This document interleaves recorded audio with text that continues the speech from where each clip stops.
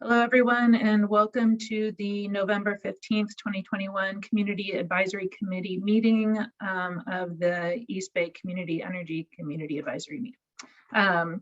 Can you please do roll call and confirm quorum? Yes, I will start with Chair Lmi Electrification. Present.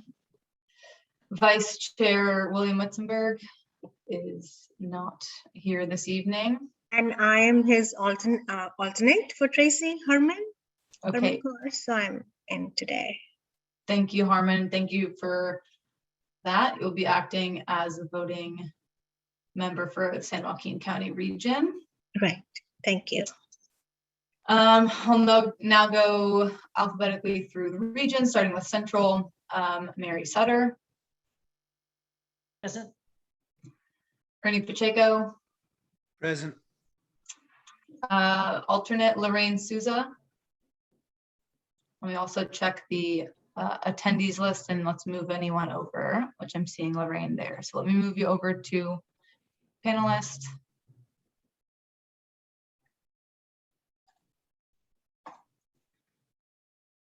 If it will let me.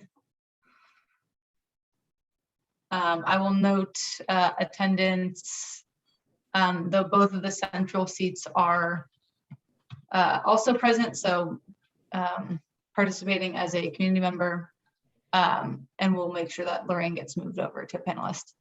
Moving to the East region, Joel Liu. Present. Alternate for East, Kate Duggan.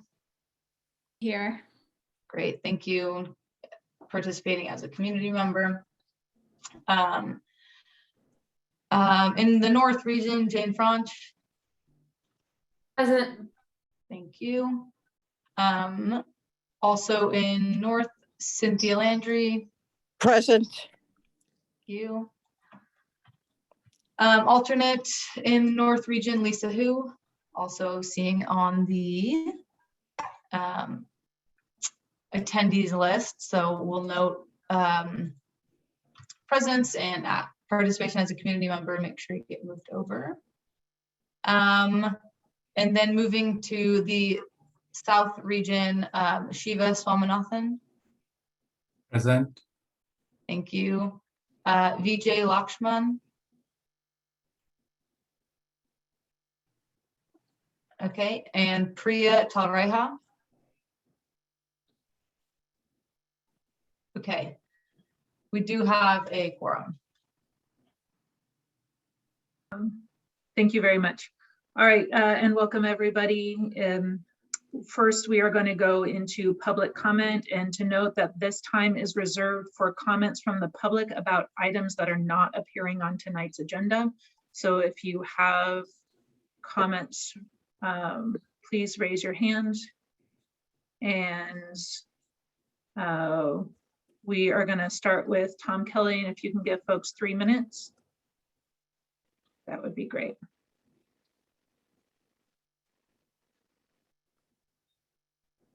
Yes, let me get Tom speaking. And then Alita Dupree and Vaughn after that. Okay.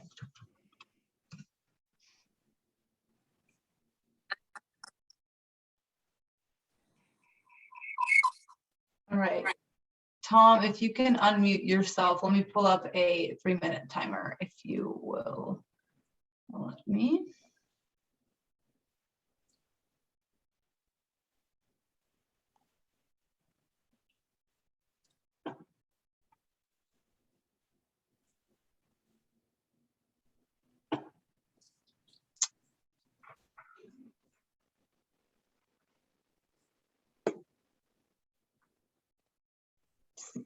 A colorful version this evening. Tom, can you unmute yourself? Yeah, I think I have, haven't I? Okay, great. Go Great. ahead.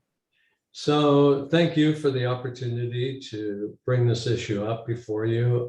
It's been a while since I've actually addressed the CAC, or in fact the board of directors, but something has come up recently that has really caught my attention, and I wanted to make sure that it was something that you were also aware of. That is that back on October 17th, 2018, EBCE staff and board adopted a benchmark for carbon emissions of 142 pounds of CO2 per megawatt hour for Bright Choice. And for subsequent years, EBCE staff said they would establish new benchmarks with the approval from the board, with the purpose of trying to reach its carbon reduction goals. Well, recently the power content labels came out, and for 2020, EBCE's is listed at 591 pounds of CO2 per megawatt hour, about 4 times greater than the board approved back in 2018.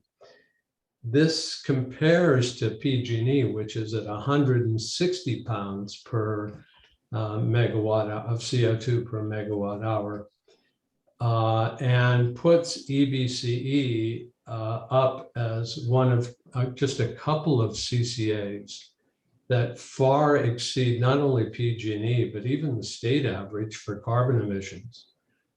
And for anyone on, on the CAC that remembers my involvement in helping to establish EBCE, one of the prime reasons was to reduce our global warming carbon emissions, which apparently has, I don't know why it's happened.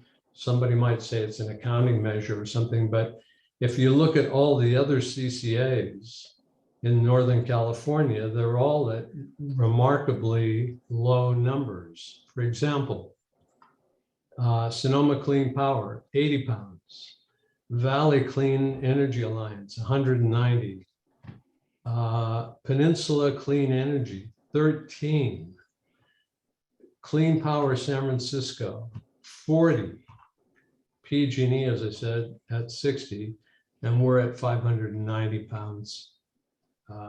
So the issue, it really is that there's something amiss with EBCE's power mix for Bright Choice, and it's affecting the cities and everybody else. So I hope the CAC will take this up with the board and try and resolve this. Thank you. Thank you, Tom. It's nice to see you again. Alita, you are up when it is when the timer is restarted. All right, and Alita, I've unmuted you. It looks like you're unmuted as well, so let me restart the timer. Thank you, Chair and Olivia. Oh, we got a new chair. Okay, great. You get used to it.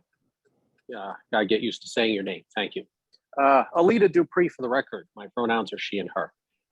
We have a lot of work to do. I am very appreciative of the previous speaker bringing up the matter of the power content label, and I pulled it up myself. And yes, we have a lot of work to do.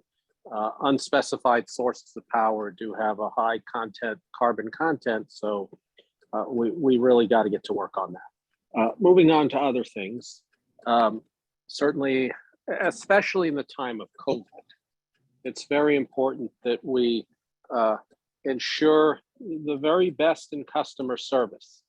There are some other entities out there, public and private, that have very long customer wait times. So not sure where that stands with EBCE, but we don't want to let ourselves get to the point where customers have to wait inordinate amount of times for their answers. Because this is about relationship building. That's why I really love public power, because it allows people like me to speak and have a relationship with you and this organization over time. I think certainly we need to be innovators in rate design. I'm not in EBCE territory right now. I hope to be back soon. And I'm actually doing what's called demand-based electricity, where not only am I charged for the kilowatt hours, which is volumetric, but I'm also being charged based on demand. So I pay less for the kilowatt hours than I normally would, but I also have a demand factor to put in.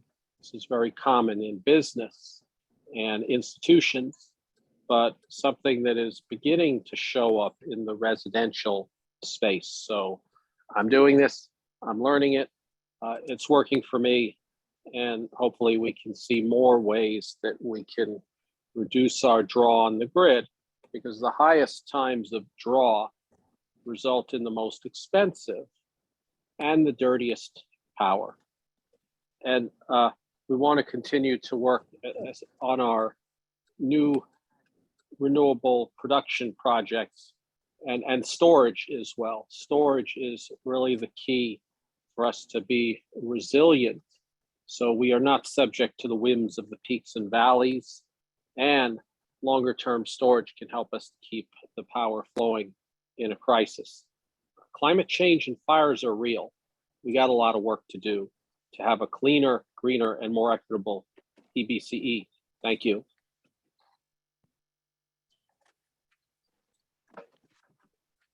Thank you, Alita. Jim and then Jessica.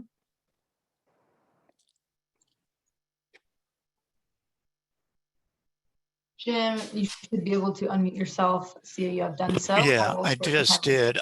I will actually pass. Tom Kelly brought up the issue of the power content label, and I just wanted to make sure that it was brought before the CAC. So pass my time to Jessica. Thank you, Jim, and we look forward to you joining us next month. Yeah.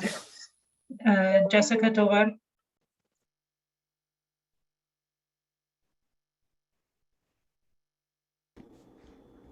This is Jessica Tovar, East Bay Clean Power Alliance. I too have concerns about the power content being dirtier. And just to highlight, it isn't just Bright Choice, but it's also the other option, because you can't route 100% clean energy to a home that pays a few extra dollars more and then route the dirty stuff to another home who doesn't pay the extra premium. But what I wanted to comment on was about the local development business plan, and specifically the community innovation grants. The whole point of our advocacy for the local development business plan was to have a roadmap for how to do a Green New Deal, local investments using revenues from this community choice program and invest back into the community to create jobs and other community benefits. So part of that is to have community innovation grants, seed funding for nonprofit organizations in Alameda County and Tracy that want to do local projects or explore local projects. That money originally, well, it should be offered every year, and it was the very first year of operation of our community choice program. Then COVID happened, and a lot of that money was used as COVID relief. And here we are, the third year, and that money has not been offered in the form of community innovation grants. My understanding is that we've advocated for relief, debt relief for folks who are behind on bills. And that's great that we were heard that we need to invest in that, in helping people who are behind on bills, who were affected economically by COVID. But that doesn't mean that you take away from one program in order to offer another. We need to be offering community innovation grants every year as part of the local development business plan, and every other project or program through the local development business plan has its own line item of money to spend for the year. So I'm very disappointed that East Bay Community Energy has not offered community innovation grants this year, because that money is actually very helpful for community groups. That first year, I believe it was like $240,000. I think it was like something like 6 grants at $40,000 each. That is money that is needed by our local community groups, and I would like to see our community choice program reinstate community innovation grants. Thank you. Thank you, Jessica. And I have already requested that that item be agendized for the December meeting. We tried to get it together to put it on this meeting, but there was not going to be enough time to do it any justice along with the other things that we're doing this week. So I see no other attendees with their hands raised. And so with that, we are not actually going to have approval of minutes. We will be approving the minutes from October 15th at next month's meeting. So any public comments on that item should be held until that time. We're going to go straight into agenda item 4, which is the CAC chair report. So this is my first meeting again as chair, and I'm really glad to be back, and really just want to give a lot of gratitude to both Mary and Jane for the 2 years that they served in this capacity. Y'all are awesome and have made a huge difference for the development of this group. So for the folks who don't know, I was chair for the first 2 years, and we look forward to building capacity and your participation so that we can hand this baton off to folks in the next election cycle. I just wanted to give you a couple quick updates on things that are going to be on this upcoming board agenda on Wednesday, which we are not covering tonight. And so, you know, if we are not covering it tonight, you are welcome to go to the board meeting and make comment on it as a member of the public.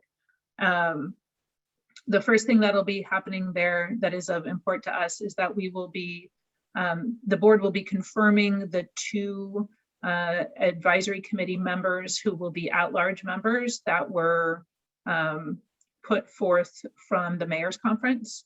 And that will be exciting. So our number will grow. Both of these folks have been active with us in the past, so it's really cool to see them come into the community capacity more formally. The next is the PG&E carbon-free allocation. This is a consent item. Staff has recommended that that the board continue with our policy of accepting the carbon-free allocation of hydropower. And not of nuclear. This is consistent with our previous recommendations and with the board's vote. So we are not going to be discussing that, but I did want to let you know that that was on the board's agenda. So if you want to make comments on it, you're welcome to go to the board meeting and do so. And the third thing is that there is a recap of an item we heard back in June or July about the prepaid transactions. And so again, if you have comments on that, we encourage you to go and listen to that again at the board meeting, but we've already discussed it and the board has already voted on it. The community-based update is around CC Power. There was a meeting held last Wednesday where CC Power, which is it's a JPA, but it's a JPA that is made up of non-elected people. It's 10 CCAs, and the CEOs of those CCAs serve on this body. There was a vote around their policies, and the vote that they took was to not have any standardized policies and instead to take everything one decision at a time. I would like to say thank you to Nick Chassett, our CEO, because he voted against that. There was a lot of community upset around not having things like standard agreements around labor or environmental justice or any of those things that climate, those things that are important to CCAs. And so I just really want to acknowledge that our CEO did the right thing and voted against that. And he also asked for a community workshop, I think, to be held in the first quarter of next year. So we'll keep you updated on what that looks like. And that concludes the chair report for this time. I'm going to first go and see, are there any comments that were submitted on this item or any members of the public with their hands raised? There were no comments submitted specifically on this item. The only comments submitted were from Tom Kelly and Alita Dupree, who we've both spoken from. I would perhaps, if they'd like to speak on this item as well as their previous comment, they can raise their hands. And I'm seeing Alita's hand has gone up. Right, I have to ask you every item in case, so that's just to make sure that we are addressing comment that Right. was done. Okay. It wasn't identified on the speaker slip which item, so I just wanted to make sure. So happy to. Oh, that's great. All right. So Alita, you want to go for it? Thank you, Chair and Olivia. Alita Dupree, for the record, she and I. I'm going to speak just very briefly about things that you mentioned in this report. I certainly believe in the importance of standards.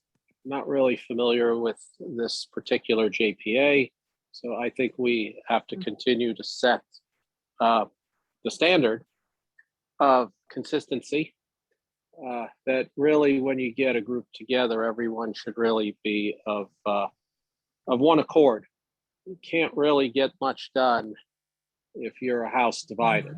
So I think Nick is very good at running this agency. So Nick perhaps is a lone voice here, but hopefully he'll get everybody else behind him. So that's all I'm going to say about this item. Thank you. Thanks, Alita.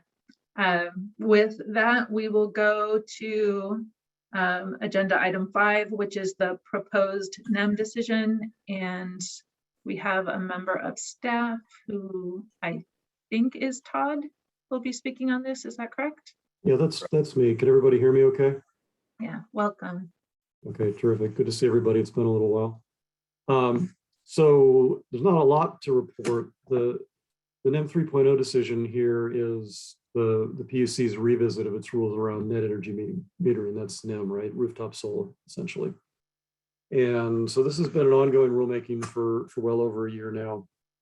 We're late in the game, and right now we're just awaiting a proposed decision, which the PUC, per the scope memorandum that sets the procedural schedule, is supposed to come out prior to December 13th. So right now we're just in a waiting stage. Once the PD comes out as a party to the proceeding, we will respond to it. Do expect to take positions supportive of rooftop solar on whatever issues emerge from that decision, but right now we don't know what those are going to be. So that's the current state of play.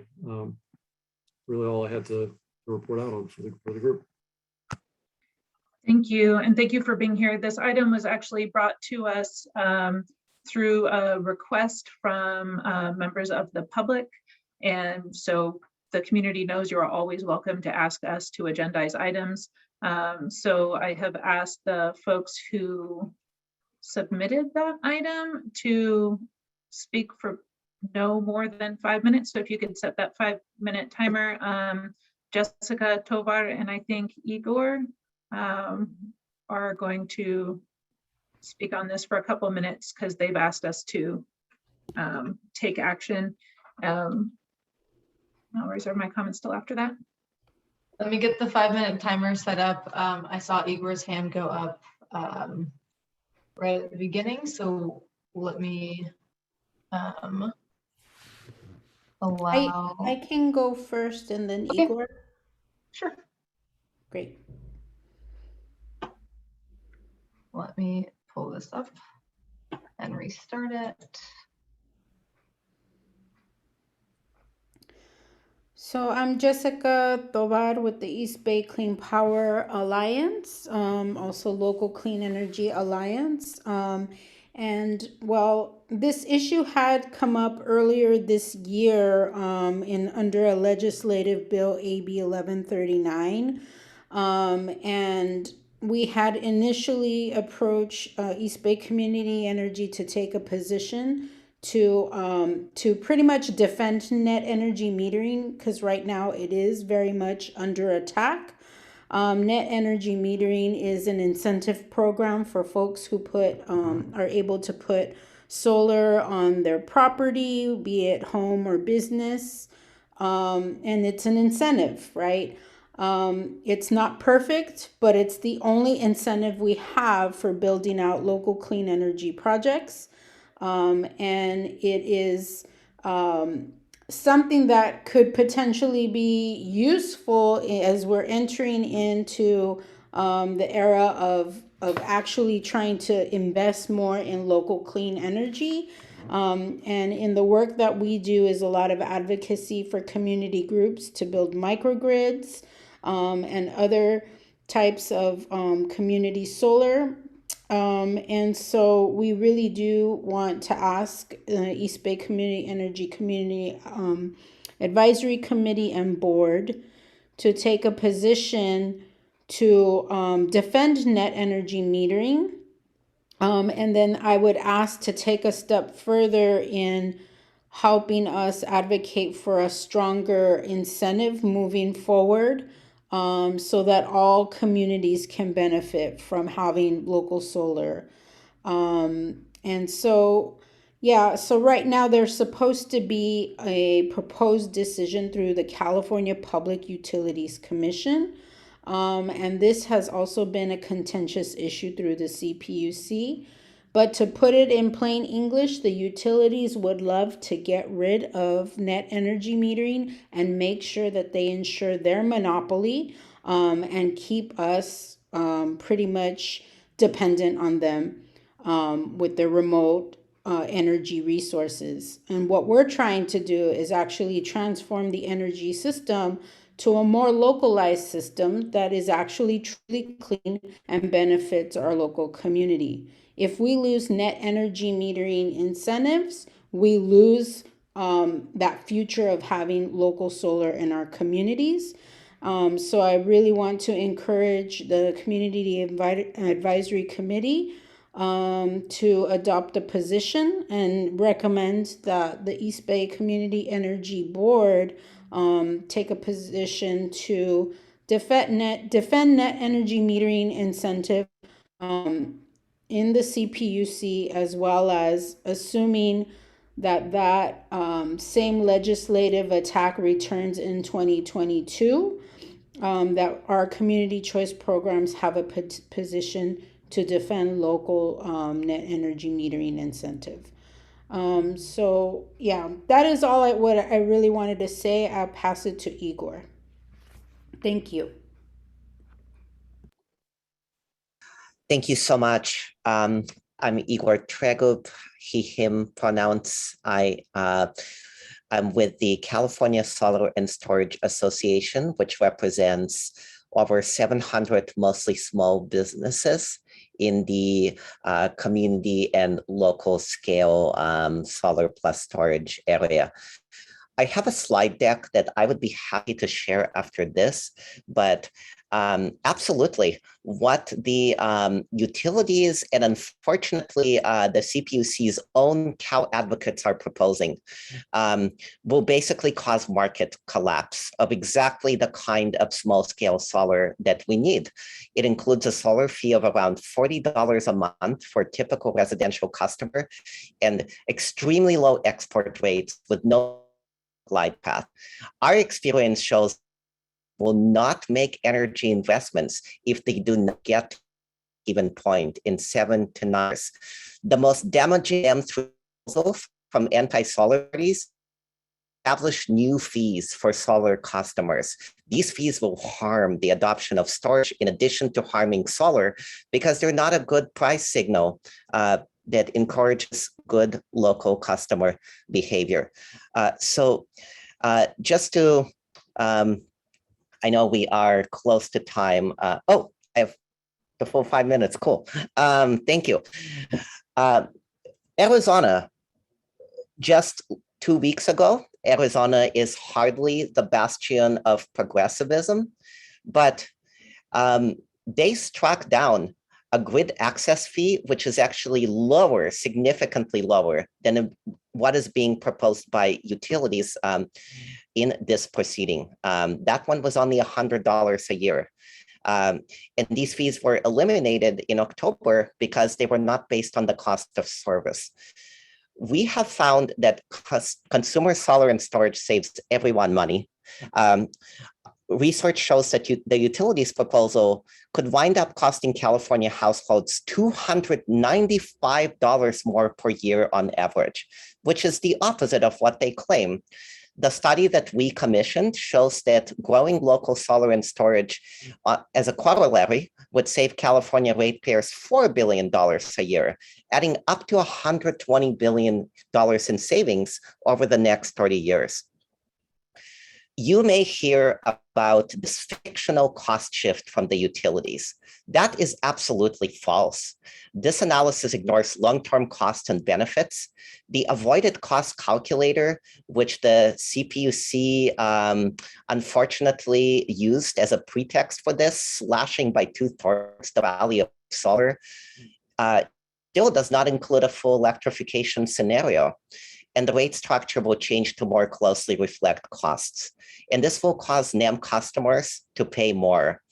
There are several key assumptions in the models commissioned by utilities that are in favor of these high cost numbers. And the utilities consider self-generation to be a cost, not a benefit. The cost of large-scale solar above the model target is unknown and certainly high. That will be the cost shift if we put all of our eggs in the basket of one type of renewable, which is large-scale solar and wind only. The proposed changes actually would make solar only available for the wealthy. Customers on care rates have had a harder time justifying solar investments because their credits have been based on reduced rates. And solar installations at apartment complexes have faced unnecessary hurdles. Despite these obstacles, 500,000 low and moderate income Californians have adopted solar. We should fix low income hurdles within them. It might focus on oversized batteries for wealthy customers if NEM is not viable. So we have a proposal which provides for a glide path that rewards those who take the time and invest the money upfront to do solar and storage, but it's also an equity proposal. It allows for us to be able to continue what has happened where most of the large scale adoption of small scale solar over the past 2 years have actually been driven by households making $100,000 or less, more so than customers making $250K or more. Californians overwhelmingly support government support of solar by 85%, and 450 plus climate justice, conservation, consumer, housing, and community leaders support a strong NEM3 program. So please join us. I hope that add agenda in time for the proposed decision, which is December 10th. Thank you so much for your time. And Igor, had actually intended that to be a joint 5 minutes, but it's always a pleasure to hear from you both, and IPCC agrees with you, Igor. So first, are there any public comments submitted on this item or members of the public with their hands raised? Seeing Vaughn's hand raised. Great. Vaughn, if you want to start the timer on that. I'm assuming you can hear me. Can you hear me? Yes, we can. Okay. I'm a retired electrical engineer 2.5 years ago. I've been researching this a lot. I don't belong to any organization. One of the things I think that PG&E, the way they worded their NEM killer thing was that to let those of us that had been doing solar for over 20 years grandfathered in, and that's kind of thing. I think one of the deals that are coming up is the battery technology is getting to be very good. There's long duration batteries. Even the Electric Power Research Institute is coming out to try and bring up alkaline batteries like you use in your flashlights and stuff like that, that could be fitted for the home and don't have the fire problems that a lithium ion has and that type of stuff. And they'll be affordable for everybody to have in every house. There's a scientist at the University of California, San Diego, who expects in 5 years he'll have a battery for everybody to put in their house. And certainly within 10 years, everybody will have one. meaning the cost will come down, and essentially everybody will be their own grid or off the grid type of thing. And I think this is what PG&E is looking at more than a monopoly. They already have a monopoly. They're protecting their whole business, the whole idea of having a grid and having something to sell, because the other half of PG&E is a natural gas owning company. So if we can hold them off for five or so years, we may have the technology to turn them off altogether, and that's certainly something EBC should be working for, even though it might put them out of a job too in some regards. But that's my 2 cents. Thanks. Thank you. And seeing no other members of the public with their hands raised, we'll go to questions from staff, from community members, from CAC members. So Ernie, go for it. Hi, so I'm generally in agreement with Jessica and Igor on NEM. I have not seen the Cal SSA study yet. Sounds interesting. I have a question for Todd. When you say that you expect the agency to generally support NEM, can you go into some more details? What specific of our support? Well, so as you know, per board direction, we opposed, it was AB 1139, the bill that kind of was undercutting solar. You know, the issues in play, as the Cal SSA advocate alluded to, revolve around how do you treat legacy customers? Will they be able to stay on their legacy tariff, and so for how long? On the presumption that'll be more favorable than the new tariff. So I expect that we would probably be arguing for longer versus shorter if that comes out adversely to the solar position. Also, as mentioned, what will the fixed charge, if any, be for solar customers? You know, likewise, lower rather than higher. And then what will the net surplus compensation rate be? You know, how much will energy generated above and beyond the use of the customer be paid out at the end of the year? Again, higher rather than lower. I think those are probably the major flashpoints, but until we have a PD, we don't really know what we're shooting at. And if I can ask a follow-up question, so for the board, for a staff recommendation on particulars and for the board to vote prior to the December 10 decision, is this next meeting the last chance for the board to actually vote on a position and then share that position with the PUC, or can some action be taken after this next board meeting? You would be able to have an executive board meeting. This falls under their purview. Thank you. All right, I saw Jane and then Mary. Thank you. Todd, I was hoping you could explain, I'm just personally a little confused about AB 1139, which was defeated, and then the CPUC bringing this up again, and then that for me raised the question of can this be legislated? Is this a CPUC decision? If the CPUC makes the decision, can it come up again in legislation? What's kind of the hierarchy here of decision making around this, and will it continue to kind of come up again? And then just on top of that, want to say that this is an issue.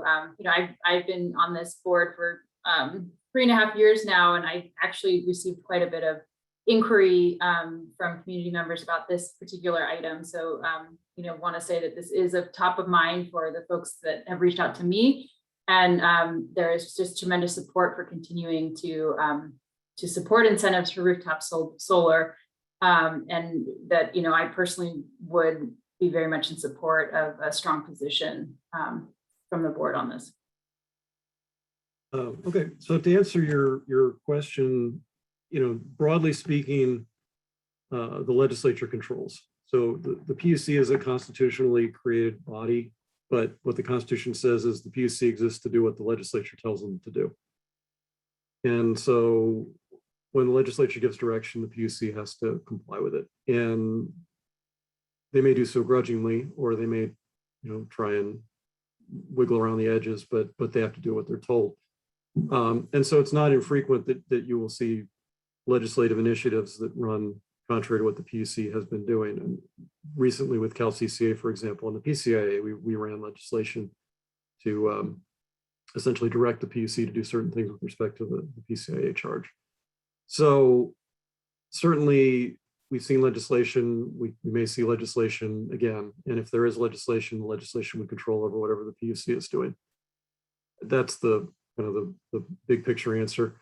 With respect to this particular proceeding, the PUC has general jurisdiction over utility rates, and unless they have particularized direction from the legislature, they've got broad discretion around how they set up rates. So that's what they're doing, and they'll do whatever they're doing until they're told not to by the legislature. But just to add a little bit, so why are they looking for a change right now to this rule if it's been kind of status quo for so many years? Well, I mean, we heard from Cal SSA. We didn't hear from Turn or any of the other parties that are in this proceeding that have contrary views on that, right? Or Cal PA. So, but there are live controversies around all of these issues. Is the current tariff equitable? Some say yes, some say no.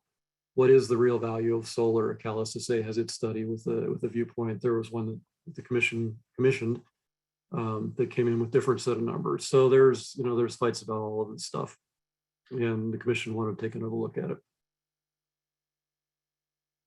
Thank you. Mary, and just before you go, there's a member of the public with their hand raised, but I'm trying to figure out if that is actually Cynthia.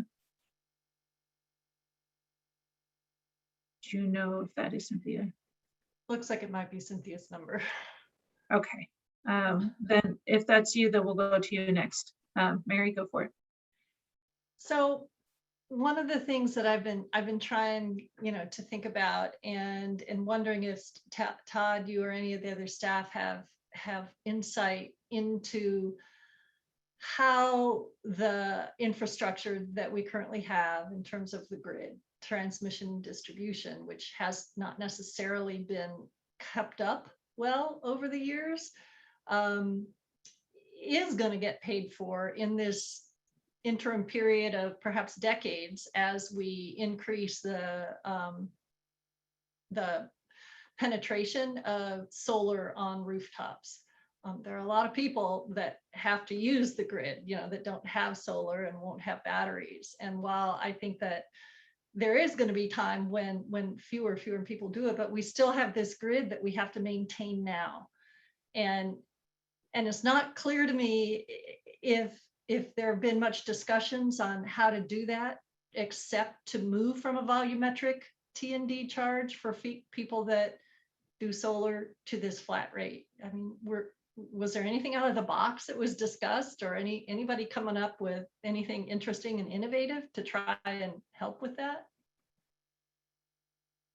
I don't know. I mean, the fixed charge is directly responsive to the issue that you raised, right? The argument is, hey, you're on solar, your load looks like this, and it doesn't match exactly with the generation from your rooftop. You're leaning on the grid, you should pay for it. I mean, that's the thrust of the argument.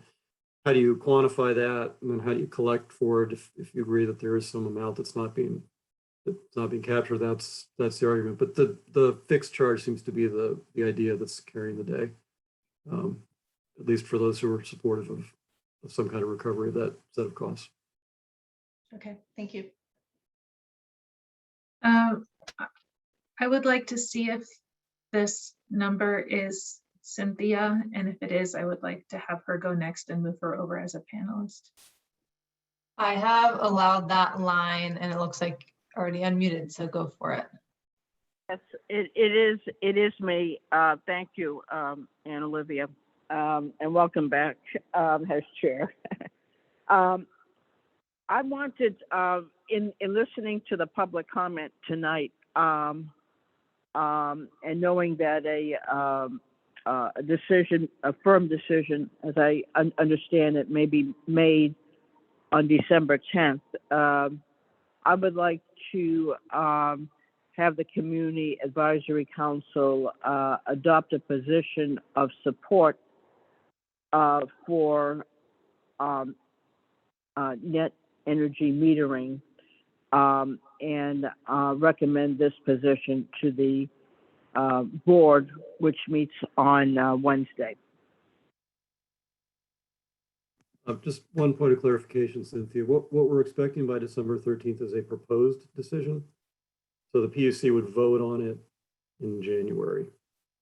Comments would be due on it 20 days after it's filed. So if it came out on the 13th, then comments would essentially be due the first week of January, with a PUC decision in January.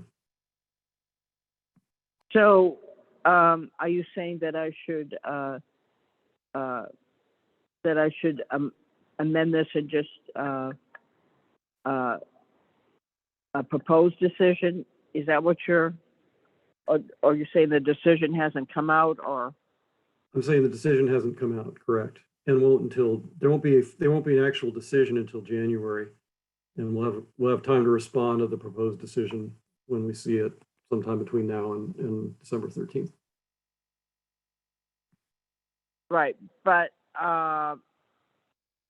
so are you saying that the East Bay Community Board will be supporting the continuance of net energy metering, and there's no need for us to recommend a position?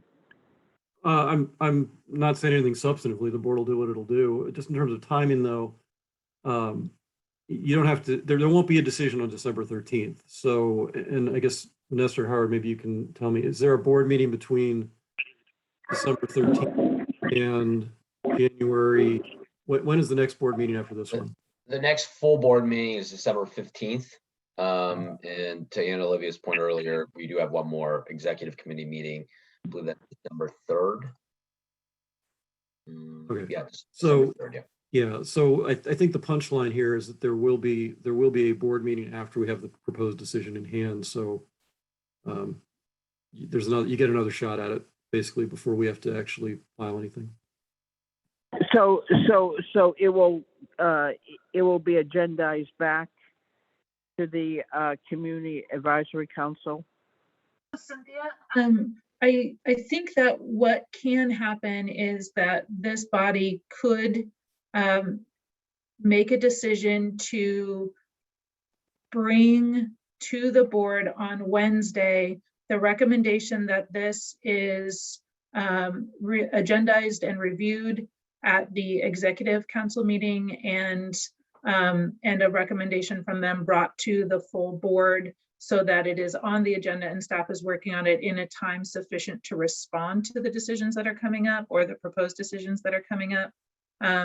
It was back when it was 1139, I think it was Livermore and San Leandro that brought forward a motion to have EBCE take a strong position. It would be historically consistent for us to say, we recommend that you do this again and ask them to take action on it. So even though the timing doesn't line up to oppose the proposed decision that has not come out yet, we could bring a recommendation to the board that they come out proactively in either, however you want to word it, whether it's in defense of net energy metering or of the millions of dollars of investment that we've put in through the California Solar Roofs Initiative or any of the other projects that we're doing that would be impacted by this policy. So your motion can still stand with just very minor wording amendments.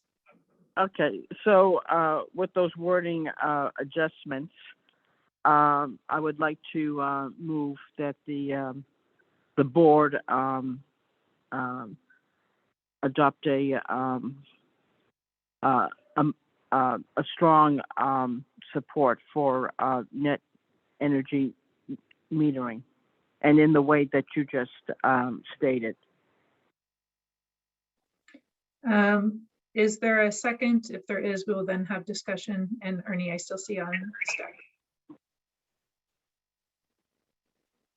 I would second that. I don't want to cut Ernie off because I know he had his hand up. Great. Okay, cool. So we have a motion and a second. We will continue with comments. And we'll go to Ernie. Then there are one member of the public with their hand raised, and then likely we'll move to a vote. So Ernie, go for it. Sure. So I have a clear, I guess, bent of opinion on this. I submitted 2 studies that show rooftop solar is a net benefit to the grid to EBCE months ago, and that is still my position. Again, I have not seen Cal SSA's proposal, and I'm generally supportive of Cynthia's proposal, but I think the devil is in the details, and that the more specific EBCE can be is the more powerful. Just general statements of support for NEM, I don't think are worth almost anything at this point. I think that we need, or the agency needs to take the strongest explicit position that it can, and then push at the CPUC on this. I know that San Diego is sending letters. So I speak in some ignorance. I've learned to trust a lot of Igor's analysis through the years, but I have not seen his proposal. So I'm supportive of what Cynthia is proposing, but I think that we need to the best degree we can, decide upon the strongest details of NEM support that we can, and have the board and staff vigorously present that to the CPUC. I'll stop there for a moment.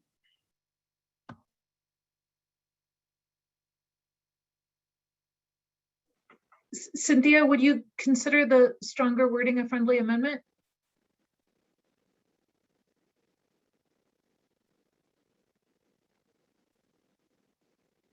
Yes. Okay, cool. Then we're going to go to Jim, who has his hand raised, and then I will add myself to the stack. Jim, you should be able to speak on the phone. Yeah, I just got to click the unmute button. Is there a time for the CAC to review the proposed decision after it comes out, but before the board has to respond to it? That's one question. And then another question is sort of off topic or orthogonal to topic. Is EBCE explored the possibility of getting access and paying for that access to the storage in addition to compensating, so that the stored electricity is so that if you have storage, rooftop solar and storage, you sell that electricity back to EBCE when the other sources of electricity are expensive. In other words, you collect the electricity when the sun is shining and then sell it to EBCE when it's not, when they need it, you know, in the evening ramp up. So that's it's sort of off topic, but it's very relevant to what the technology can do, and a very high benefit, I would think, to EBCE if it had storage, distributed storage that didn't have to go onto the grid and wouldn't need the transmission charges. So a different way of looking at it. But the primary question is, does the CAC have a chance to look at the proposed decision? And that's all. Thank you. So the next time that the CAC meets is December 13th. The proposed decision will come out on that, just before then. So we will have it at the next meeting. And then that vote will happen again in January, if my understanding is correct. Todd, tell me if I just did that wrong. You know, that's right. The scoping memo that set the schedule says by December 13th. So, you know, a day or two or a week before that, we don't know how far advanced they'll beat it, but by the 13th at the outside, with the goal of having it on the commission's agenda for their, let me just double check the date here. Let's see, for their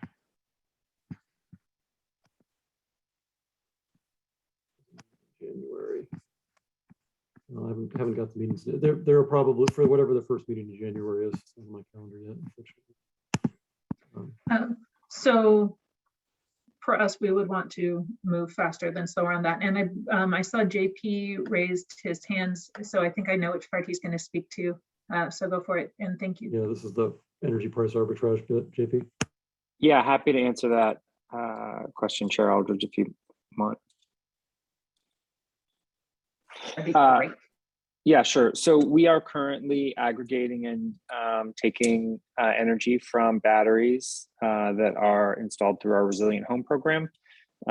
So that is something that we're doing, Jim, right now. About 400 batteries that are currently in operation and will be providing us energy during those peak hours where electricity is expensive and carbon is high. Having it tied into some kind of a net metering policy is a different issue, right? Like getting every single system that has a net metering is on the net metering tariff to give us that energy that's a different issue. So we're trying to do it through the programs that we're running that are supportive of and resulting in new solar systems being installed with batteries. Thank you. And just so you know, one of the ideas that came up in I think it was the local development business plan, and then staff has just been awesome around it, is the concept of a virtual power plant. And so being able to have batteries throughout our community so that when energy prices get really high and there's peak demand, we can actually take little bits of energy from all over the place from an area reserved for us to keep those costs down and help relieve some of those transmission issues. But that's, I guess, a different topic. So I see one more hand has gone up. I'm trying to figure out who it is.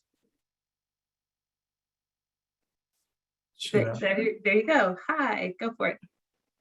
So that's a kind of a related question for JP. If you have PV, all most of the residential customers are on time of use rates now, correct? And yeah, in order to get the net metering and interconnection tariff, you have to move to a time of use rate. And so it does compensate you at a higher rate for between 4 to 9 or 5 to 9. That's correct. You get a higher rate if you have storage. Is that true currently?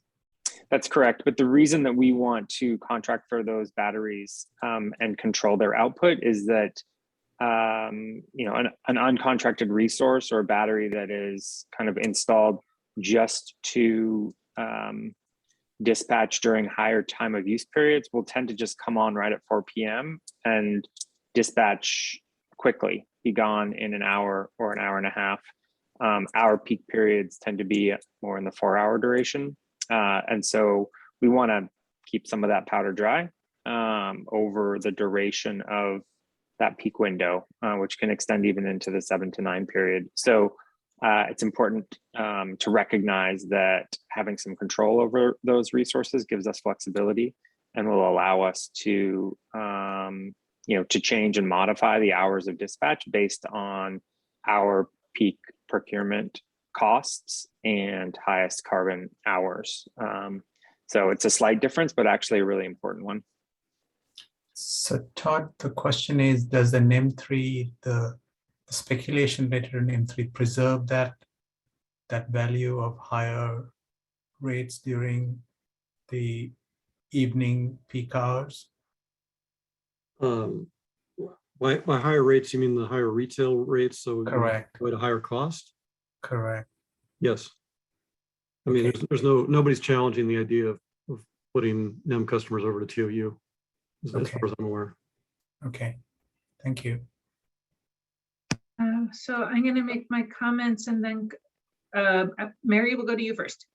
One really quick question, and this is more procedural. Does a customer who has solar have to be in the NEM program?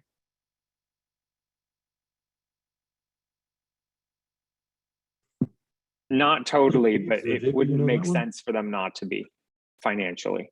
You want to be able to export to the grid. Otherwise, which is what the net metering Yeah, no, I allows you to do. understand that. I just wasn't sure if you're required to. It might be worth looking at the interconnection tariff, Mary. I don't know offhand. I Okay. suspect that there's something in there that requires you to do it, but I Oh. don't know offhand. Okay, thank you. Thank you, both of you, for those answers.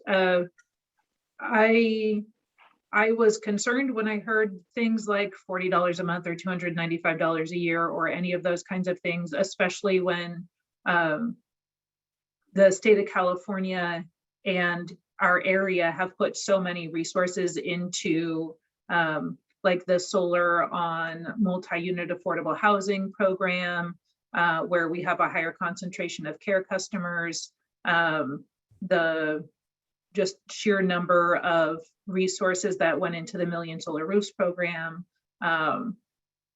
having put all of these investments into our community to address kind of the larger purpose of the electric grid, which isn't just wholesale power, but is like serving the electric needs of our customers and looking at it from the customer perspective. It seems like Cynthia's suggestion modified with Ernie's comments around taking a strong position in making sure that these policies remain policies that work for our customers is an important thing to do. So I'd like to speak strongly in favor of doing that. And in the interest of time, I'd like us to do a roll call vote. I see no further discussion. So the vote would be on in favor or against of the CAC recommending to the board that they agendize this item and take a strong position in support of the net energy metering program. Put slightly more eloquent. So Shiva, do you have a clarifying question on that? Yes, I'm wondering what the motion is. I mean, we don't know the new structure may be acceptable to us. I don't know what is the exact motion without actually, so we want to preserve the existing structure and not deviate from it?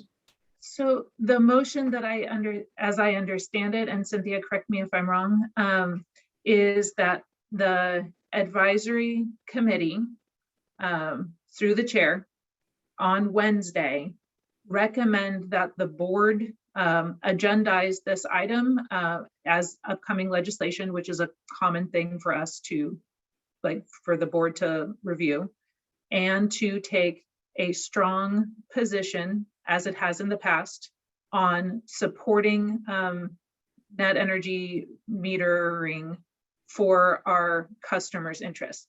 And while we don't have the proposed decision yet, the timing is such, like, it is tight enough that it would be wise, in my opinion, to get those things agendized and have a clear directive from the board for staff to be working on what that position can look like. Because otherwise we could run out of time just because of the holidays and the falling of when the meetings are and those kinds of things. So we're not asking them to vote on anything. We're asking them to take a serious look at this item because it impacts so many in our community. I would probably like to abstain on this because I work for the city of Palo Alto, which also owns distribution system and transmission system, which East Bay Clean Energy does not. So I would like to abstain from this vote. That's all right. Thank you for stating your potential conflict. Can you call a roll call vote? All right, I will go. I have the motion from Cynthia Landry, second from Jane French. I'll go in order that I called roll in earlier. Mary Sutter. Yes. Bernie Pacheco. Yes. Joel Liu. Yes, support. Chair Eldred. Yes. Harmon Ratia, acting as the voting member for San Joaquin County. Yes. Thank you. Shiva Swaminathan. Abstain. Thank you. Vijay Lakshman Yeah, for it. and Priya Talreja if they've joined, which I'm not sure. But the motion does pass. Member Landry has not voted. Okay, I was sorry. I thought that was she made the motion. Yes. Member Landry. That's a yes. Cynthia Okay. Landry. Thank you. And should I also confirm Member French? Yes, support. The motion passes. Great, thank you so much. All right, so being conscious of time, we're moving into our last substantive item, which is Lmi Electrification. And who is presenting on this one from staff? Hello, good evening. My name is Becky Menton. I'm program manager here at EBCE for energy efficiency and building electrification. And this is the first time I've had the pleasure of addressing this committee, so it's wonderful to meet all of you. I'm very excited to talk today about a new program that we're bringing to the board for action on this Wednesday, and that is a program for low to moderate income electrification and energy efficiency. We can go to the next slide. So just to start it off a little bit for why we felt this was an important thing to focus on within the buildings area of our programs, I wanted to contextualize a little bit about our rate base. Of all of EBCE's customer accounts, about 91% of our customer accounts are residential. Within that, 22% of our residential customer accounts are on the CARE rate. This is a subsidized energy rate available to customers who make no more than 200% of the federal poverty level. 46.5% are renters, and 9.8% live in communities that have been classified by the Cal EnviroScreen tool released by the Air Resources Board as disadvantaged communities. We'll talk more about what that means in a minute. We can go to the next slide. So again, the benefits of electrification more broadly, because that might not be as obvious to some of you as it is to me who lives and breathes this stuff. The first thing I'd like to mention is that it's clean and it's healthy. If you think about it, combustion of a carbon-based fuel is something that happens in a car. It's a tailpipe emission. We all think about that.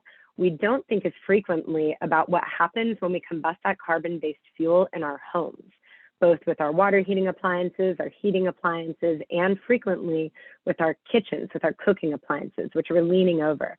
There have been now an increasing body of studies that have linked that combustion of fuels to negative air quality impacts inside the home. Another thing, which may be obvious to this crew, but maybe not everybody out there, is that electric appliances can be powered by renewable energy, whereas their natural gas alternatives will always be reliant on a carbon-based fuel. When these high efficiency electric appliances are combined with energy efficiency measures, such as building envelope sealing, insulation, they can also help manage bills by reducing energy costs and improving the overall efficiency of the building. And another thing, which we'll touch on again in a minute, is that electric appliances can protect against anticipated future rate increases in the gas infrastructure system. Move to the next slide. So because of the benefits of electrification, and in particular our service area, we really wanted to design a program that focused on electrification and energy efficiency, but centered our frontline communities as the priority for who we would be serving here. One of the key features of a program like this is that it is a no upfront cash solution. While we have very generous rebates that are available in the state of California for energy efficiency and building electrification, sometimes as much as $5,000 or $6,000 per project, the overall cost of those projects can vary from $12,000 up to $35,000 or even more. A $5,000, $6,000 rebate therefore still leaves a considerable copay for that customer. And that means that if you don't have $10,000 to $35,000 lying around or a means of financing that, you're stuck being excluded from accessing these programs, even though you're paying for these programs on your utility bills. Because of that, we think it's really important to advance a solution that makes sure that there aren't reliance on rebates, but that there are also no upfront cost solutions. We also really want to make sure that frontline communities are the very first to participate. We've spent a lot of time talking about NEM and rooftop solar in this meeting this evening. And what many of us who've worked in this industry have seen is that the first adopters of those rooftop solar programs were the customers who had cash on hand to be able to take advantage of that. And that resulted in a situation where there was sort of a cross-subsidization. All customers were paying equally into the incentives, but not all customers were able to take advantage of that. We really want to flip that on the head with this program. We want to make sure that all of our customers, and particularly those who don't have access to capital or don't have a lot of cash on hand, are going to be first in line to participate in the building electrification revolution. There's a couple of reasons for that beyond what I've already stated. One of them is that in the way we do rates in California is that gas infrastructure costs are paid for by gas ratepayers and electricity infrastructure costs are paid for by electricity ratepayers. As more and more customers depart the gas infrastructure system for the electric infrastructure system, that means that those who are still on the gas infrastructure system are going to have higher and higher utility costs as the overall pool of customers to pay for those costs reduces. Because of that potential future increase in rate costs, we also want to make sure that these frontline communities are able to take advantage early of the switch to electrification. Another reason is for the health benefits. As I mentioned before, if you think about having a tailpipe emitting in your home, that's not really something you're going to be very excited about. However, if you're in a disadvantaged community, these areas have been identified as disadvantaged in part because there's high areas of environmental pollution in their regions. That means that, okay, if you have a gas stove and you want to open up your window to vent to bring in fresh air from outside, that solution may not be as available to customers who live in these highly impacted communities. Because of that, again, we want to make sure that they're first in line. We can move to the next slide. So I will briefly state the proposal, and then there's a few more slides, and then we'll come back to the proposal. So you don't have to worry about remembering everything I say now. Overall, what we're bringing forward is a $1.4 million proposed investment. $1 million of that will be provided in the form of project capital. This will be available for our partner BlockPower to use in creating a financing instrument for our customers. We're taking the position with our $1 million of junior debt. That means that our position will be second in line behind BlockPower's own internal recovery as the first loss taker for any default positions on those financial investments. This has the benefit of reducing the interest rate overall to the customer by about 1% to 2%. We will get a return on quite a lot of that dollar, which then can be reinvested in our local programs. But just by providing that junior debt position, we're helping to make sure that the value proposition to our customers overall is better. However, we know that financing alone can't be part of the solution, and that we also need to help make sure to reduce the cost of the project in the first place so that those monthly debt obligations that the customer is accepting will be feasible and realistic for them. And therefore, we're also bringing forward a proposal for $400,000 to be provided as incentives, not funding that we're expecting to pay back, but funding that we're hoping will reduce the overall cost. The design of our incentive is that we're targeting the cost for 80% of the energy measures to be covered through incentives, both through our incentives and through other incentives that are available through the state and other local actors, and specifically for care customers. We want to make sure that those Care customers, who are at the lower end of the income spectrum of eligible customers, are the ones who are targeted with the highest overall incentive investment.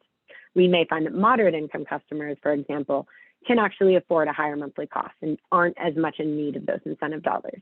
So that's why we sort of scaled it as such. We'll talk a little bit more about the financial instruments, so I'll skip over this. But one thing I do want to mention is that this is going to be a very highly leveraged investment. Our $1 million in junior debt will be leveraged 4-to-1, possibly even 5-to-1 by external financial instruments that BlockPower will be bringing to the table. And again, the incentives that we're bringing will be stacked with incentives available through the Bay Run program and through the tech program, which is just emerging in California. We can go to the next slide. So I have a bit of an admission that the next 3 or 4 slides are actually provided by our partner BlockPower. So I'm going to do my very best to speak to them, but on Wednesday, they will be there to clarify any questions that may come up about this, and I can certainly do my best as well. So a little bit about BlockPower in general. They're a minority-owned clean tech company. They were founded in 2014. Their emphasis since they launched as a company has been to provide financing solutions for low to moderate income customers to invest in the greening of their homes. And they've also particularly focused on electrification technology, fuel switching, gas, and in some cases, oil-based technologies to high-efficiency electric alternatives. They've always included energy efficiency as part of their business model. And another thing that they focus on, which I think is really important to mention, is remediation. Frequently, when you come into homes for low to moderate income customers, there's a lot of deferred maintenance that the homeowner hasn't been able to afford or hasn't been able to take on, which is easy to fold into the overall project when you're dealing with energy efficiency and electrification. So they also seek to address any health and safety issues they may find in the home as well as part of the project. One other note here, which I think is worth mentioning, they have built a technology platform. They've been refining that technology platform with their project history. A lot of their projects have been in the East Coast. They've been really starting to ramp up here in our Bay Area. One of the features of this technology platform is that it streamlines the energy assessment and financing underwriting process, helping to identify and finalize the scope of work in a much faster and more tech-informed way than has been done in the past, which actually can reduce project costs by up to 50%. And this is a nice way to sort of overall reduce that upfront initial investment as well. I know I mentioned that they've had a lot of their start in the East Coast, particularly in Brooklyn, New York, but they were actually founded by many Bay Area investors. And so they've had a commitment to their investors to come back to the Bay Area and really bring their technology and bring their programs here since they started. Next slide, please. So this actually restates a lot of the things I already said. So I'll just quickly say the top bullets again. I mean, part of what we're doing here addresses indoor air quality and health improvements, not just through removing gas infrastructure, but also through the efficiency improvements. We often find when you tighten the building envelope and improve the ventilation, you reduce allergens that have been associated with asthma irritants, you improve the comfort of the home. And also it's key to think about the fact that you make it more affordable for those home occupants to actually have a quality of life that they may not be able to afford if their energy bills are too high. I don't know how many of you have been very poor, but you opt for multiple sweaters or blankets or tea instead of turning up the furnace because you can't afford the energy bills. So that's another thing to keep in mind. And then again, because this is a no money down equipment as a service solution, it also makes it more accessible to many community members. We can go to the next slide. I'd promised to talk a little bit about what this financing instrument actually is, so this is where we are. I'm not sure if many of you are familiar with solar leasing arrangements. That's the idea where the solar panels that go on your roof are not actually owned by you, but you're leasing those from the company. That's a bit of the structure that we have here, particularly for the electrification technologies. So BlockPower themselves actually retains ownership of the electrification appliances that they install in the home. What's nice about that is that that gives a guarantee on the operation and servicing of that equipment for the entire life of the term. So you have about a 15-year term, and I'm not sure where you can get that level of guarantee from a contractor or installer in the Bay Area. So I think that's another really nice advantage of this. They're actually vested in making sure that the product is performing and performing well throughout the life of the product. They're willing to explore alternative underwriting criteria, which we think is really important when you're serving a segment of the population that may suffer from a lack of ideal credit history. And there's no lien placed on the property. A very similar sort of model that many of us may be familiar with is PACE, Property Assessed Clean Energy Financing. That's another way to sort of tie the debt to a building or an asset instead of an owner or an occupant. But in that case, the home itself is used as security or collateral. That's not the case in this program. They do place a UCC1 fixture filing on the electrification appliances that they own. If there are questions about that, I can go into it later. Next slide, please. One of the things that we really like about Block Power as a partner is that they really approach their projects and their engagements in a community from a very holistic perspective. One example of that is their focus on workforce development. This is actually not a component of our agreement or a term that we require, but it's something that they independently bring to the table because they recognize that when you're investing in a community, you need to do more than just invest in homes and businesses, but also invest in the people. They have been working with Cypress Mandela and Revalue, two names that should be familiar to many of the folks in the service area or in our service area, and continue to try to find ways to have on-the-job apprenticeship and other training opportunities for local workforce. Next slide, please. So this is the last slide I have for you before we turn to questions, but I just wanted to re-summarize the action that we'll be requesting of the board this week. First of all, overall $1.4 million investment. $500,000 of this funding has already been allocated in this last year's fiscal budget, fiscal year 21-22, as we'd identified early the need to invest in low to moderate income electrification. An additional $250,000 had been allocated directly by the board of directors at the budget approval in June, and they requested that that funding go specifically to frontline communities. So the local programs team is bringing this back as where those dollars would be applied.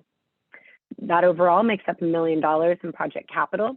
We're looking at a 5.5% interest rate for that junior debt position, and then another $400,000 in incentives, which, as I mentioned, will be targeted to the care customers who are the lower income of the eligible tranche of customers. This would be a sole source proposal of Block Power. Block Power is an electrification as a service approach. It's unique in the market, as well as their focus on low to moderate income communities. And they're really bringing to the table existing partnerships with a lot of key local contractors. That makes this a very interesting and exciting arrangement for us. Overall, we're looking to target up to 70 EBCE customers in the first year, and we're exploring ways that we can scale this program if we're successful in hitting our targets in the first year of implementation. This is a typo. It said that we would bring this as an action item to the board meeting. That board meeting did not happen, and therefore we're bringing this in November. So I think that is the last slide, and I'm happy to answer any questions that may come up. Thank you for that so much. Awesome. I've got Alida first, and then Vaughn with their hands raised. Let me allow Alida. You can unmute yourself. Let me pull up the timer. Thank you, Chair Anna Olivia Eldred. Alida Dupree for the record, she and her. Very good presentation. I'm in alignment here. I've been speaking about this for a long time. I would be curious to see running a gas range oven and several burners, what that would look like in the equivalent of smoked cigarettes. And most people, when they look for apartments, they basically take what they get and they really can't change it. I live in an all-electric apartment, but that's because it came that way. So this program can help to make the changes because tenants don't have control over the appliances that are furnished in a space that they don't own. And I've stayed in people's homes where they had those old-fashioned open flame gas heaters, and who knows how much gas come out. And pilot lights, they make a space warm or hot. and they emit these compounds that fill the space, which often in less expensive apartments is not really ventilated. If you ever look at the fan that's above the stove, it has a filter in it, but it simply blows air toward the ceiling and not venting it outside the space. So this will be the beginning of, I hope, something much bigger, and certainly something that will move from residential to commercial and institutional. I am living proof that it is possible to make great food in an all-electric kitchen, and that I can stay warm in the wintertime and have hot water for baths and showers and dishwashing with all-electric heating. It is true that when you have electricity in your home, that you can get it from many different sources, which I hope would be renewable. Natural gas has gotten quite high lately, as high as $6 per, I guess it's MMCF. And that's about twice as much as last year. I'm going to see that in my electric bills in the quarterly adjustment, I'm sure. So this is worthy of a vote of passage. People shouldn't have to be inadvertently having the equivalent of smoking cigarettes in their home. And this is a chance to help people have a choice. Thank you. Alita. So Vaughn and then Jim. Has Block Power, or for that matter, EBCE, evaluated if it's to their benefit to make sure they power the roofs to the maximum they can carry, as opposed to just what the current user is using, or an expected use type of thing? Their use would probably go up if they don't have to pay so much, for one thing, but my roof could support more than I have on there, and I already produce twice as much as I actually need. Since I bought a hydrogen car and I didn't buy an electric one, I have even more than I anticipated. But the result is the extra power gets paid back because of net metering, but you get to sell it to my neighbors at a higher cost. Has there been some analysis by Block Power or by EBCE if it's to the benefit to fully power the roof? That's my question. Thank you.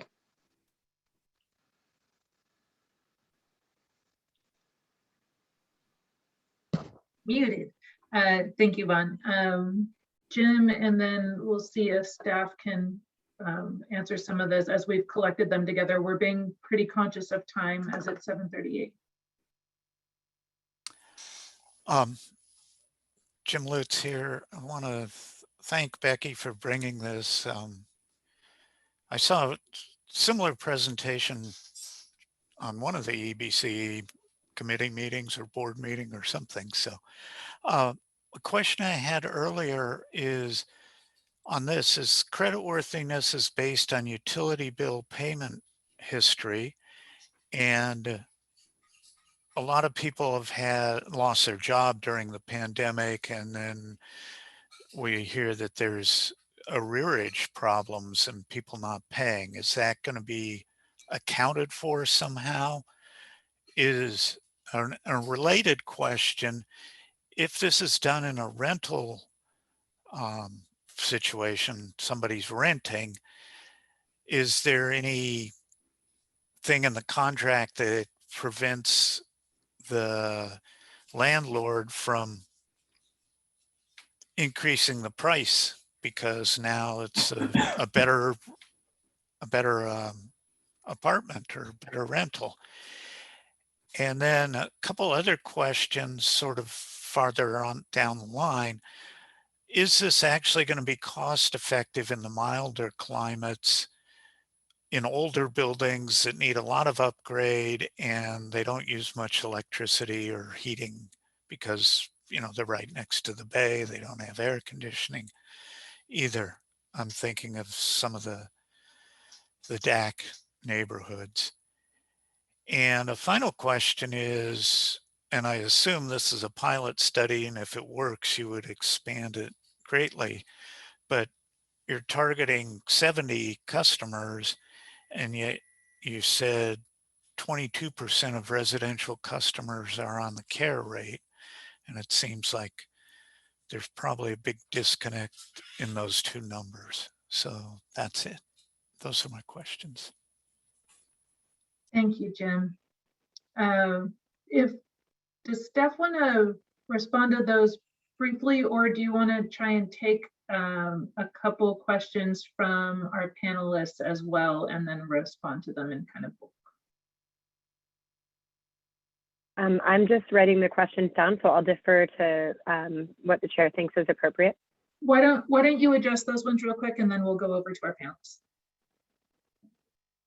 Great. I will address what I can and perhaps call on a friend for the solar roof question. So first of all, I will look to see if there is a study comparing the indoor air pollution associated with burners for cigarette smoking. I think that's a really interesting tip. So thank you for that comparison.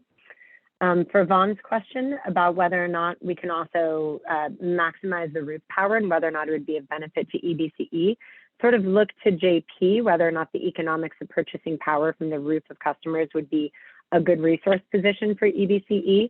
But what I will say is that there are frequently restrictions that the utility gives around how much solar you can put on your roof due to interconnection. You aren't allowed to overproduce or to oversize your solar system relative to your electricity.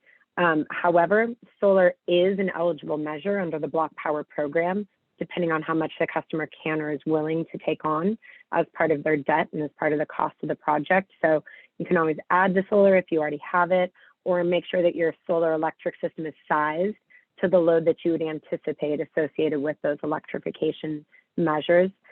Also, efficiency is always a great way to get more capacity out of your existing solar electric system. You can reduce your overall demand through electricity. That creates more capacity in your solar electric relative to what you need for your demand. And then I'll pause and see if JP has anything to add after I address Jim's question. Jim, great to hear from you. So first of all, I did get these questions from JP from the last presentation that you gave to the CAC. And I think your question around COVID impacts and how that impacts underwriting is a really valid one. They are have already acknowledged that their intent here is not to exclude customers who had blips or unexpected things happen in their career and income over the past year. You'll see more when the board packet goes out about their actual underwriting criteria, but there's a several step process. It's not fully on utility bill repayment. They're also looking at debt to income ratio, monthly estimated savings, and there is an appeals process or sort of alternate criteria that can be employed if one or more of those criteria does not end up panning out for the customer. So there'll be more information on that on Wednesday. And then, will this be cost effective in milder climates? Again, the scope of work will be based on each house, and the assessment that is underwritten by the block power technology tool is a really great way to make sure that the project that's being proposed and the scope that's being proposed is one that's cost effective to that customer and reasonable to that customer. Our incentives that we're bringing to the table are also available to address some of the electric service upgrades that may be necessary in some of these mild climate homes that didn't previously have AC, such as service panel capacity increases that may need to be incurred as part of the project. So that is there to help reduce the overall cost of the project. And then I do think it's worth asking whether or not some of those customers may want to add AC if they never have before. When you add space heating and conditioning to some of these houses, AC comes along with that because heat pumps by nature work both for heating and cooling. I do think that we're seeing hotter and hotter climates in the Bay Area. And I think we're finding with the fire season that opening the window to get that coastal breeze is not as available as it always has been for us intuitively. So I do think there is also sort of an equity question here about, whether or not it might be a benefit to these customers to be able to add AC. And then as to your comment on scale, you're absolutely right. We're a drop in the bucket right now of where we need to get. We're pursuing other funding avenues that we hope will become available to help make the incentives in particular sustainable as we go on. And I think if we find that it's a beneficial return on investment, there can be a lot more dollars freed up from the local program budget to help scale this program even further. So, you know, we're building on a plan to see what that might look like as we move forward, but we are also very focused on that. And then, I'm sorry, one last question that you had made was on renter protections. So we are looking at about 6 months from the launch of this program to open it up to renters. First of all, our target is going to be owner-occupied single-family homes. We are committed to launching this program for renters, but there are issues that need to be worked out around how we make sure that renters are protected, that they aren't going to get evicted if it's not deed restricted affordable housing, for example. Some of the early strategies we're looking at are possible amendments to leases, shared cost arrangements, and then another option is targeting communities for initial launch that have rent control ordinances in place that help provide some jurisdictional protection from rent increases. So look for an update from us as we flesh that out with Block Power and bring a version of this program that's going to be available to our renter communities within the year. Thank you, Becky. That was great. So Kate, Lorraine, I didn't see what order your hands went up in. So Kate, you're first on my screen. So you go, and then Lorraine, you're after. Great, thank you. So I just had a request. If one of the things that I'm trying to learn is the brackets or the income definitions for low or moderate income. I actually had this question on the CARES program because I noticed in the CARES program, and I'll just bring it up here, but the CARES program, it says you can get assistance. Say, for instance, you're a household of 4, gross median income can be 51,000 or below to qualify for assistance. That's very narrow. It's, you know, to have 51,000 or below for a household of 4. Meanwhile, for housing assistance that I'm used to in the city of Pleasanton, for instance, that's not considered low income. It's considered very low income. And the housing assistance can go up to 68,000 for a family of 4 to qualify for housing assistance. So it could be that utility assistance and housing assistance are different, but it does seem like what I noticed for the CARES program and potentially for this is it's extremely narrow, or a very, you know, small group of households that could actually qualify or, you know, be eligible for this. So I would love to understand more definitions, and if there's any relation to, do you use county guidance, or, you know, how are you breaking down these income brackets, because they look very different from county figures that I've seen. And can you broaden them is my other question. Would you like me to respond to that question, to these ones as they come? Okay, great, thank you. So absolutely, this is a source of massive confusion and frustration within California, particularly subsidized programs.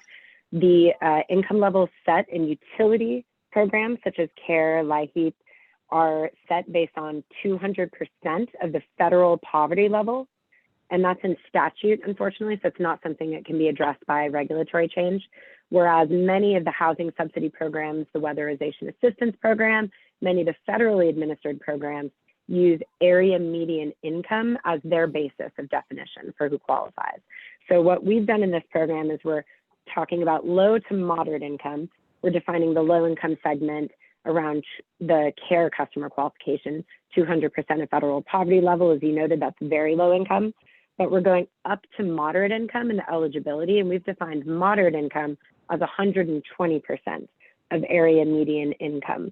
Because what we find is even if you're not technically qualifying for a subsidy program, many subsidy programs break off around 60 to 80% of area median income, at least the federal ones. I've seen some county and local programs go up to 100% of area median income.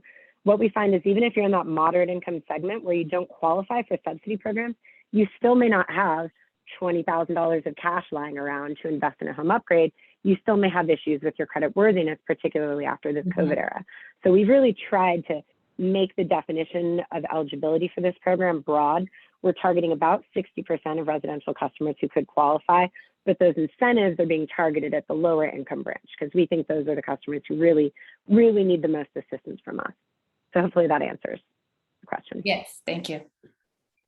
Great. Lorraine and then Jane.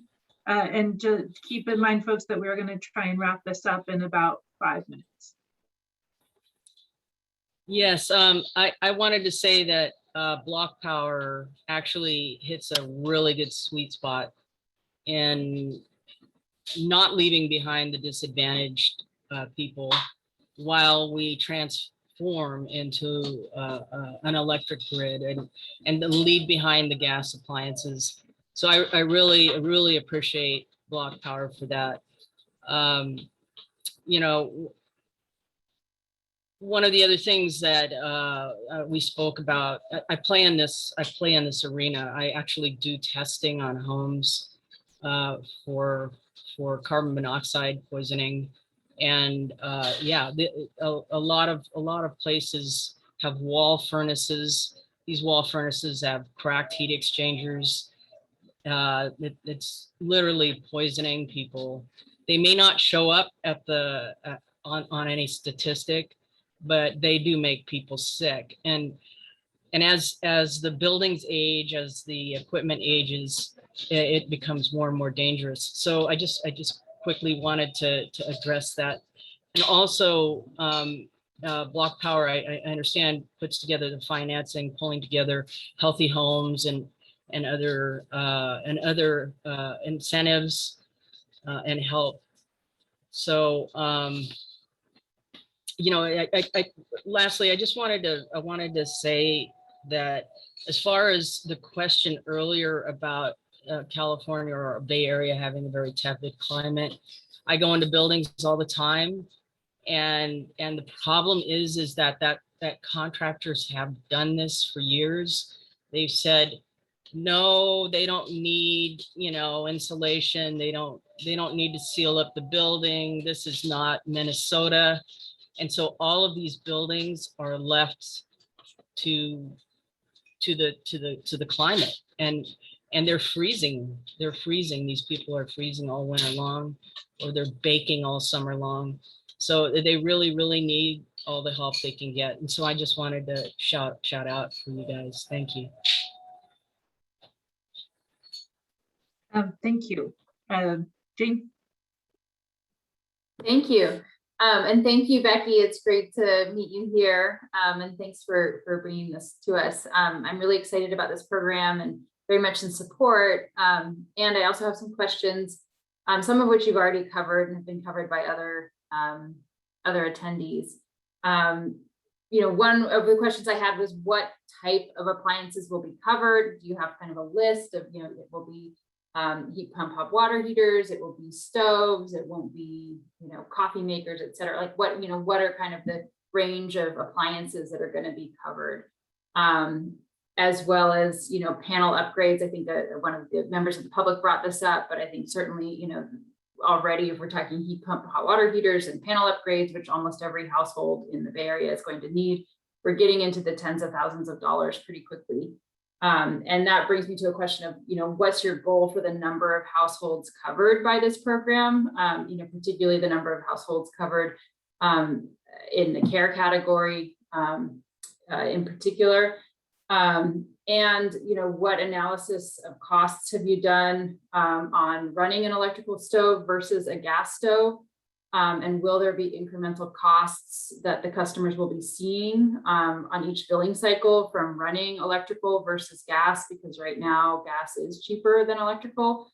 And how are those costs going to be supported? Because already we're talking about care customers here, you know, who may not be expecting to see an increase in their electric bills once this goes into place, right? So what's the support going to be for that?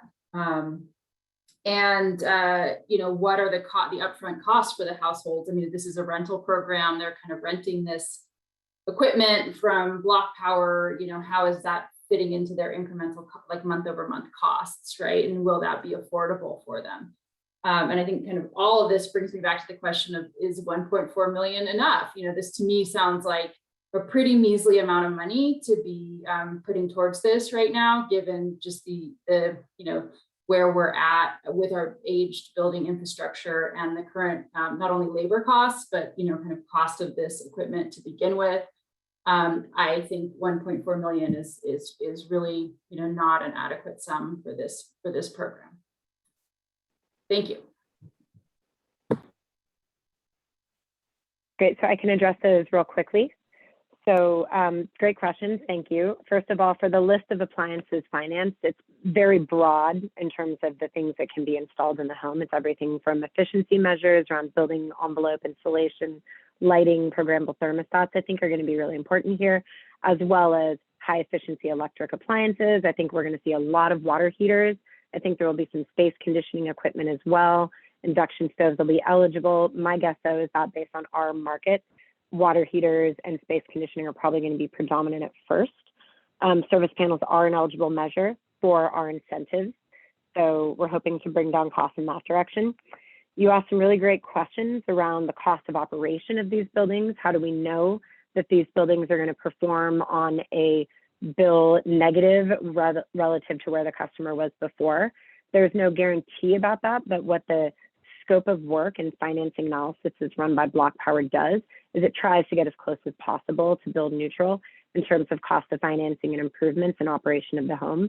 The way that you get there with some of the uncertainty around electricity rate increases and what that does to the operation of an electric appliance is by incorporating energy efficiency to overall reduce the cost of bills in the first place and create some headroom for the electric appliances, as well as through time of use education, bill management, and programmable thermostats, for example, helping customers understand that when they install an electrical appliance, it's going to perform differently from a rate perspective than the natural gas one would.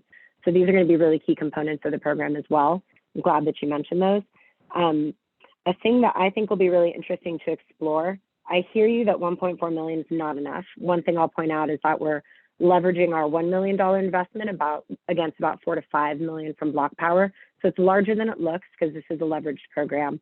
But I also think that for many of the reasons you raised, it's good for us to start with a targeted sector. For example, can we find customers who participated in the Solar for Affordable Homes program and have solar on their homes and are really good candidates for fully electrifying, and we know that they're going to have a net positive outcome on the electrification space. Ultimately, we're looking at about 70 customers that we're going to target with this initial program. And as we're doing this, we're going to learn more about the operation and cost of these appliances, not specifically from this program, but as a state, because of the tech program rolling out and the investments that are happening in electrification across the board. And there's a lot of rate cases that are being dealt with right now at the CPUC to address the fact that right now, electric rates, the way they're structured, particularly in Bay Area climates, can serve as a disincentive to electrification. So I think that those rate issues will start to get resolved in the next year or two. We'll really get some good footing underneath us in terms of our partnerships with Block Power, local workforce, et cetera, and hopefully also get some of the funding I mentioned earlier that we're applying for to bring in incentive dollars to help sweeten the pot. And then I think we'll be really poised in a year or two to really scale this program up if we're successful and really get to where we need to be in terms of market impact.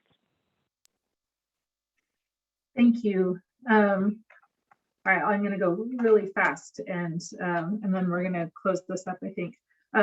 So that was a wonderful presentation. Thank you so much. We really do appreciate it, and the knowledge and thoroughness of your responses has also been really impressive. So thank you for that. And I do want to support Lorraine's comments around Block Power and their use of local subs. From the part that I've seen, it's been really impressive. Electrification, like beneficial electrification, does actually have to be beneficial, and if it results in people being homeless, then it is in fact not beneficial. And so I look forward to seeing some of those suggestions around the ways to address renters, even the areas that are protected with some forms of rent control. Usually substantive investment or improvement is gets rid of those rent control protections. So making sure that that's addressed. On the efficiency part of the things like heat pump water heaters, the majority of heat pumps available today and used in our service district are not that great. They have it's 2,088 CO2 equivalent, right? And that's over 80% of the heat pumps that are in our service territory. There are other heat pumps out there that have around 675 CO2 equivalents.